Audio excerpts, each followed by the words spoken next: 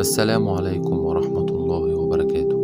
معاكم أحمد علاء في برنامج رسالة، وحلقة النهاردة بعنوان تغيير الأقدار. ليه ربنا بيغير حياتنا؟ كلنا مرينا بتغيرات في حياتنا، أوقات فرح وأوقات صعبة.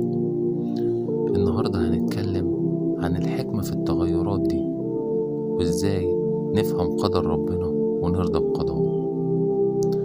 الإسلام بيعلمنا إن كل شيء بيد الله، رزقنا، مرضنا، فرحتنا وحزننا. بسم الله الرحمن الرحيم. وعسى أن تكرهوا شيئا وهو خير لكم. مش كل اللي بنعتقده شر هو فعلا شر. أحيانا ربنا بيخبي خير لينا وإحنا مش شايفينه دلوقتي. التغيرات اللي بتدخل حياتنا أحيانا بتعلمنا الصبر وبتقوي إيماننا. قال رسول الله صلى الله عليه وسلم: عجبا لأمر المؤمنين إن أمرهم كله خير. ربنا ممكن يبعد عنك حاجات كنت انت شايفها مهمة، لكنها بتفضل أصلا بتعلمك درس.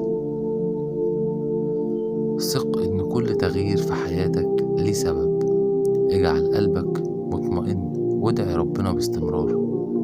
استغل التغيرات في تقوية نفسك وإصلاح أعمالك. الأقدار تتغير، لكن رحمة ربنا أكبر من كل شيء. إياك تفقد الأمل أو تستسلم. كل تجربة في حياتك درس من ربنا بيقربك منه. أشوفكم في الحلقة الجاية من برنامج رسالة، والسلام عليكم ورحمة الله وبركاته.